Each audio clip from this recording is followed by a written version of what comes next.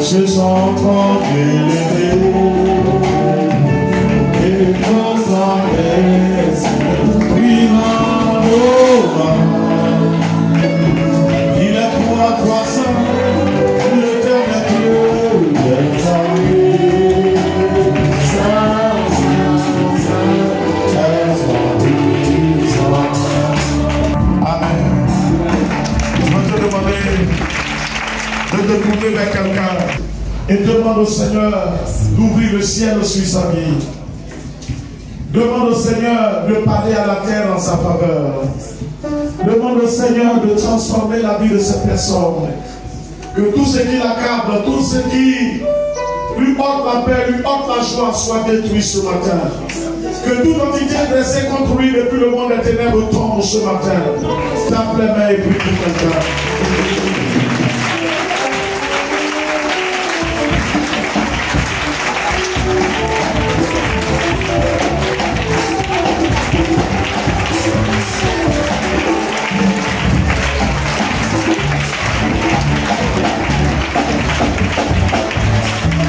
Alléluia. Courons de manière à remporter le prix. Voilà, c'est le thème qui est là. Courons de manière à remporter le prix.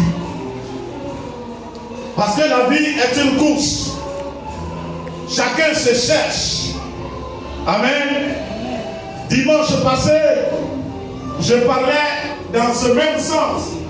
J'ai dit ne laisse personne te désorienter. Ne laisse personne te perturber.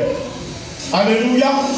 Et je continue pour te dire, il y a beaucoup qui courent, mais il y a que quelques personnes qui remportent. Ça dépend de la façon dont eux ils courent. Alléluia. Ça dépend de la façon dont ils courent. Écoute-moi ce matin. Et que Dieu te bénisse au nom de Jésus. 1 Corinthiens, chapitre 9, verset 24 au verset 27. 1 Corinthiens, chapitre 9. À partir du verset 24. 24. La Bible dit ceci. Oui. Ne savez-vous pas que ceux qui courent dans le stade courent tous, mais qu'un seul remporte le prix? Il dit, ne savez-vous pas que ceux qui courent dans un stade courent tous, mais qu'un seul remporte le prix? Courez de manière à le remporter. Courez de manière à le remporter. Ceux qui combattent s'imposent toute espèce d'abstinence. Sachant que tous ceux qui combattent s'imposent toute espèce d'abstinence. Et ils le font pour obtenir une couronne. Ils le font pour obtenir une couronne corruptible. Mais nous, faisons-le pour une couronne incorruptible. Faisons-le pour une couronne incorruptible. Moi donc, je cours non pas comme à l'aventure. Verset 26. Il dit, moi donc, je cours non pas comme à l'aventure. Je frappe non pas comme batailleur. Mais je traite durement mon corps. Et je le tiens assujetti. De peur d'être moi-même rejeté. Après avoir prêché aux autres. Amen. Que Dieu nous aide. Amen. Dis à quelqu'un que Dieu t'aide. Que Dieu t'aide. C'est une affaire personnelle. Amen. Faut lui dire c'est une affaire personnelle. C'est individuel. Alléluia. Dis-lui, on est en groupe, c'est vrai. Mais la victoire est individuelle. Que Dieu te bénisse. Dans le nom de Jésus. Assieds-toi. Gloire à Dieu. Gloire à Dieu. Gloire à Dieu. Au nom de Jésus, Dieu te comble. La parole de Dieu ce matin nous dit ceci. De par la bouche de l'apôtre Paul. Paul à l'église de Corinthe. Paul à l'église de Corinthe. Il se prononce. Prenons l'exemple sur un stade et les athlètes. Une compétition. Paul compare l'élection céleste à une course, ou si tu veux, à une coupe que tu dois gagner, que je dois gagner. Paul compare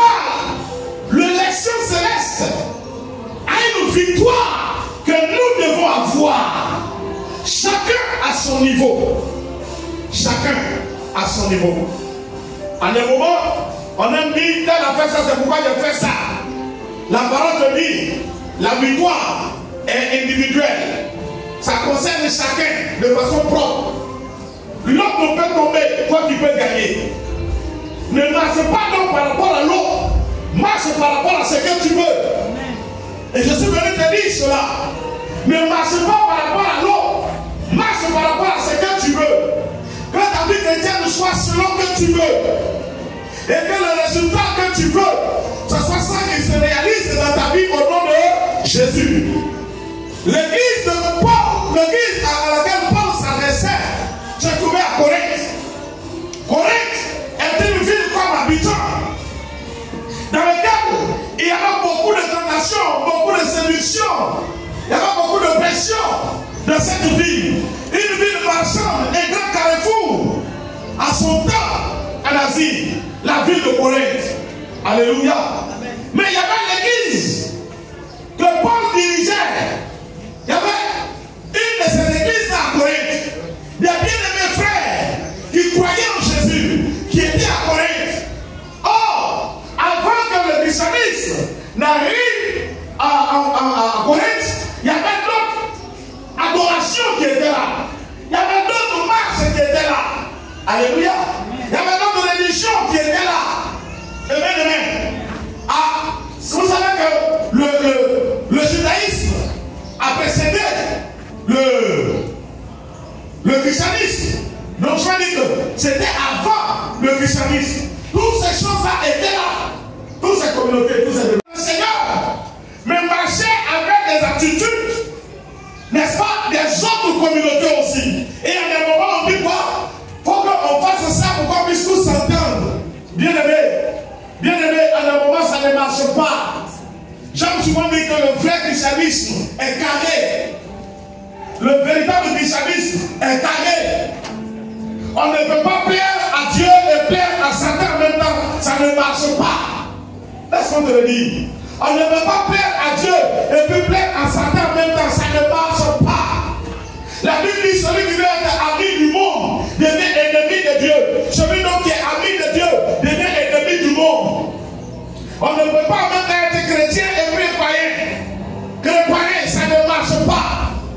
Alors Paul, s'adressant à eux, il dit ceci: ne savez-vous pas que ceux qui courent dans un stade courent tous, mais qu'un seul remporte le prix de la vocation céleste?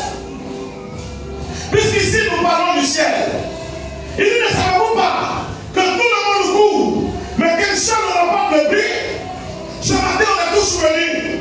Bien aimé, mais je suis désolé de le dire. Ce n'est pas tous ceux qui sont rassemblés ici ce matin qui iront au ciel. Quand bien même je veux que tous nous partons au ciel. Mais ça ne veut pas dire que toi tu ne partiras pas. Ça dépend de la façon dont tu cours. Ça dépend de la façon dont tu cours. La Bible dit: deux seront couchés sur les lits, un sera enlevé, l'autre restera. Alléluia. Je vous dis, ce n'est pas tous ceux qui disent Seigneur, Seigneur, qui hériteront le royaume des cieux. Alors je suis en train de te poser la question: comment tu cours? Comment tu cours? Alléluia. Comment est-ce que toi tu cours? Comment? Est-ce que ta façon de courir te donnera de remporter le prix? Ou bien tu seras disqualifié? Amen. Amen. Amen. J'aime souvent dire, l'élève qui a bien compris le cours, c'est celui qui ajoute le cours. Il a tellement bien compris qu'il ajoute lui-même. C'est-à-dire, il traite les devoirs en ajoutant d'autres pour prouver qu'il a vraiment bien compris. C'est pourquoi le disciple a souvent devenu plus grand que son maître. Parce qu'il a tellement observé le maître qu'il fait au-delà du maître. Jésus l'a dit: vous ferez ce que j'ai fait et vous en ferez le plus grand. Pourquoi? Parce que vous êtes mes disciples. Si vous entrez dans la parole, que ma parole entre en vous, il rentre dans l'enseignement de son maître. Le jour, on demande à l'élève de faire le cours du maître. Le maître est assis et puis il applaudit. C'est vrai ou c'est faux? Hein? Ce soir, ce matin plutôt, j'ai au moins 3 visages que je vois qui sont du corps enseignant. Amen. Alors je vous demande, Maman, c'est vrai ou c'est faux? Tu n'as pas compris. Madame Kona, c'est vrai ou c'est faux? Frère, c'est vrai ou c'est faux? Quand un élève, je dis, quand un élève écoute l'enseignement de son maître, rentre dans l'enseignement de son maître, il arrivera un jour où on dira à l'élève de faire le cours. Le maître est assis. Le maître l'écoute. Il est tellement étonné et content que le maître fait quoi? Il applaudit. Alors je demande, maman, c'est vrai ou c'est faux? Parce que moi j'ai vu ça. Alléluia. Pourtant, dans la même classe, il y a des élèves. On lui dit, bon, l'autre a fini. Toi, viens démontrer. Tu as aussi disciple de ton maître. Quand il se lève, le cœur du maître bat. Alléluia. Lorsqu'il se lève, le cœur du maître bat. Et au milieu du cours, on est en train de dire, bon, arrête. C'est pourquoi on dit, suivez. Ça veut dire quoi? Il est là, mais il n'écoute rien. Amen. Il est là, c'est vrai, mais il n'écoute rien. C'est comme ça dans l'église. Beaucoup de personnes viennent à l'église. Beaucoup de personnes vont à l'église. Quand il est dimanche, on aime bien, on est sapé, on s'en va à l'église. C'est beau, c'est joli, c'est glorieux. Mais combien sont ceux qui pourront gagner la course? C'est là la question. Parce que tout ne se limite pas ici-bas. On continue. Ce qui vient devant, auras-tu aussi ou tu n'auras pas? C'est là. Alléluia. Et si tu es là ce matin, je te dis, ne regarde pas un homme pour mener ta course. Regarde le prix que tu veux avoir pour mener ta course au nom de Jésus. Alléluia. Parce que dans un stade, même quand vous défendez le même drapeau, mais chacun a sa façon de jouer pour remporter la coupe. Alléluia. Comment tu joues, frère? Comment tu joues? Bien aimé, Dieu doit t'appeler pour des actes importants. Oh. Dieu doit pouvoir te retenir pour des actes importants. Mais ça dépend de comment tu marches. Je le dis toujours, la vie que tu mènes, il ne faut pas être étonné. C'est la marche que tu as. Je dis, la vie que tu as là, c'est la marche que tu as. La vie que tu as, je répète, la vie que tu as, c'est la marche que tu as. Ta façon de prendre les choses, ta façon de considérer les choses, ta façon de t'appliquer dans les choses, c'est son devenir là que tu es là. Et si tu ne comprends, tu n'en diras personne, tu ne te fâcheras pas contre quelqu'un, mais tu vas plus t'appliquer dans ta vie au nom de Jésus. Tu peux avoir des ennemis, c'est normal. Mais dis, laisse-moi te dire, tes ennemis ne peuvent pas t'empêcher d'atteindre ton objectif. Parce que la force ne vient pas de l'extérieur, ça vient d'abord de l'intérieur. Amen. Je sais que ce matin, tu ne seras pas trop d'accord avec moi. Mais Dieu seul sera d'accord avec moi. Alléluia. Tu as fait, tu gères mal ton temps. Je l'ai dit ici une fois. On a les mêmes 24 heures dans la journée. On a les mêmes 24 heures. L'autre utilise ses 24 heures. Il est rassasié. Toi, tu utilises comment tes 24 heures et puis tu as faim. Il a les mêmes 24 heures. À 4 heures du matin, 5 heures du matin, il est réveillé. Il ne crie pas, je suis fatigué. Il s'en va. Toi, à 9 heures, tu te réveilles. Tu dis que tu es fatigué. Mais c'est à lui que tu vas aller demander de l'argent. Oh, c'est que tu ne sais pas. C'est une insulte. Parce que vous avez les mêmes 24 heures. Vous avez les mêmes temps, les mêmes 10 doigts, les mêmes 2 bras, les mêmes 2 pieds. Et les mêmes une tête. Tu gères pour toi là comment? Comment tu gères pour toi là? Alléluia. Si Dieu se révèle à quelqu'un, Dieu doit aussi se révéler à toi. Alléluia. C'est pourquoi j'aime souvent dire à mes enfants, bannissez l'amusement de votre vie. Le valeur d'Israël au plan bois en sopa. Celui qui aime beaucoup s'amuser. Parce qu'on va, comment on fait ça? Il devient. Il tombe dans la honte. C'est pas ça? Il y a des grands babés ici. Il tombe, merci maman. Que Dieu te bénisse. Celui qui aime beaucoup s'amuser, il tombe dans l'humiliation. Et retiens bien ça. Là, c'est le Dieu qui le dit au village. Vous savez, chez les mamans, beaucoup c'est un proverbe. Alléluia. C'est le proverbe. Amen. Ça me prend moi. On se parle. C'est-à-dire que celui qui aime beaucoup s'amuser, il tombe, il finit par tomber dans l'humiliation. Parce qu'il s'amuse avec tout. Quand il va au sein, il s'amuse. Alléluia. Quand il va à l'école, il s'amuse. Tout ce qu'on fait, lui, il s'amuse. Demain ne soit pas étonné qu'en s'amusant, ses pantalons sont comment? Déchirés. Et puis, on a un ennemi commun. C'est le diable qui a fait. Amen. Non, c'est les sorciers qui ont fait. Or, s'ils prenaient les choses au sérieux, ils n'allaient pas être là en train d'accuser Satan. Je vais dire à quelqu'un, ta vie n'est pas plus, n'est pas moins. Elle est telle que tu la vis, telle que tu la pratiques. Donc si quelque chose va changer, commence à changer à ton niveau. Au nom de Jésus. Au nom de Jésus. Au nom de Jésus. Alléluia. Il dit ceux qui courent dans un stade, ils courent tous pour remporter un prix. C'est le chrétien qui croit qu'il n'y a pas de prix devant. Oh, il y a un grand prix. Tout le monde ne sera pas sauvé. Ceux qui seront sauvés, c'est ceux-là qui auront gagné la course. Amen.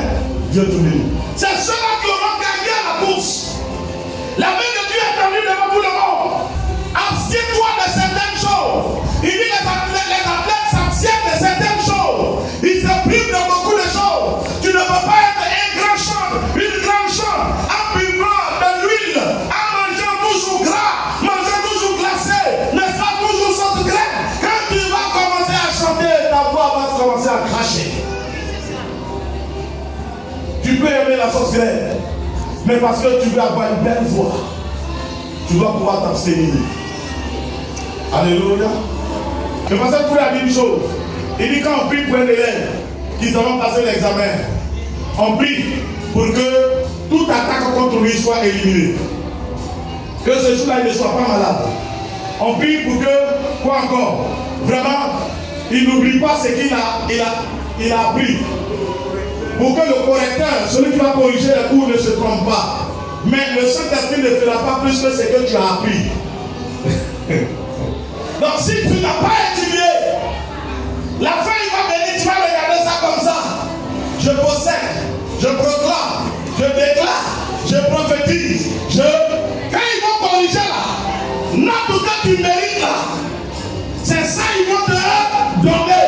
Dieu ne va pas permettre que tu aies faim quand tu ne connais rien. Oh, alléluia. Souvent on dit non, ils vont prier pour moi. Mais toi-même tu cours comment? Quand l'élève sait qu'il y a une compétition, l'élève fait quoi? Il s'apprête. Il bosse. Il bosse. Il bosse. Bien aimé, nous avons une élection. Nous avons le ciel à gagner. Bossons. Abstenons-nous de tout ce qui peut nous disqualifier. Ce qui peut nous alourdir. Ce qui peut nous distraire. Peut nous empêcher de posséder le ciel. Retenons-nous loin de tout cela. Et gagnons le prix. Afin que Dieu soit glorifié au nom de Jésus. Au nom de c'est clair. Est-ce que je te parle ce matin? Lisez-moi le livre de Luc. Regarde ce qu'il dit. Luc, il dit quoi? La Bible dit ceci. Oui. Les pharisiens qui étaient à part écoutaient aussi tout cela. Oui. Et ils se moquaient. Les pharisiens qui étaient avares écoutaient aussi tout cela et ils se moquaient. Jésus leur dit, vous cherchez à paraître juste devant les hommes. Vous cherchez à paraître juste devant les hommes. Vous voulez que les hommes vous voient. Mais Dieu connaît vos cœurs. Dieu connaît vos cœurs. Ah, dis à quelqu'un ce matin, c'est fort. Dieu connaît ton cœur. Il dit, vous cherchez à paraître devant les hommes pour que les hommes vous voient.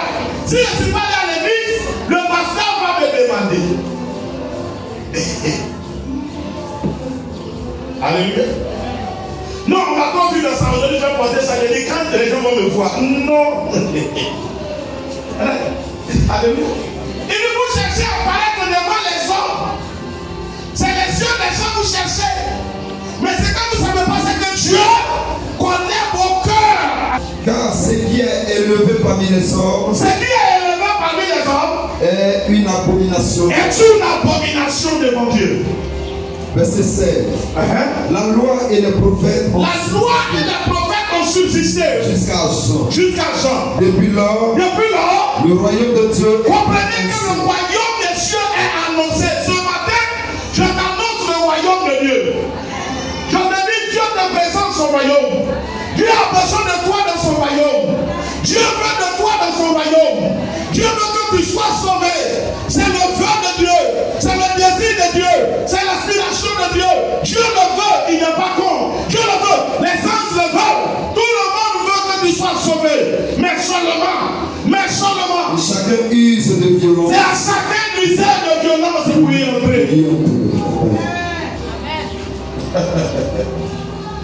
Donc quand on te presse, comprends et participe. Joue ta part. Fais ce que tu dois faire. Marche dans la sanctification. Marche dans le respect de Dieu. Dans la crainte de Dieu. Cherche à avoir une communion avec Dieu. Ne pêche pas parce que tu dois être sauvé. Le péché va te disqualifier. Alléluia. Dieu connaît ton cœur. Dieu connaît ton cœur. Dieu voit dans le secret. Hey. Dieu connaît ton cœur et Dieu voit dans le secret. La Bible dit que rien n'est caché aux yeux de Dieu parce qu'il est omniscient et omnipotent. Il est partout à la fois. Il n'y a pas de lieu où Dieu n'est pas. Il n'y a rien que tu peux se faire que Dieu ne voit pas. Mais Dieu, même dans la nuit noire, sur le pierre noir, l'Éternel voit cette fourmi. Alors je te dis ce matin, faisons attention. Le monde nous présente beaucoup de choses.